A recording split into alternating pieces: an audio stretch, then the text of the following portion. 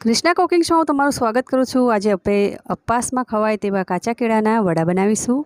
તો પૂરો વિડીયો જોવા માટે મારી યુટ્યુબ ચેનલ પર જવું। અહીંયા મેં વરાળથી તે કાચા કેળાને બાફી લીધા છે અને પછી આપણે છીણીની મદદથી તેને છીણી લેવાના છે। કાચા કેળાને ઠંડા થવા દેવાના છે, ગરમ નથી રાખવાના।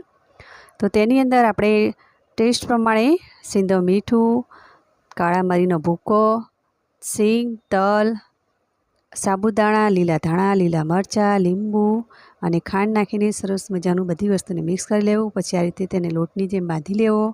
પછી તેના નાના નાના બોલ્સ બનાવીને પછી તેની પેટીસ બનાવી દેવી, વડા ઉતારી દેવા અને પછી તેલ ગરમ થાય એટલે તેની અંદર વડા નાખી દેવા।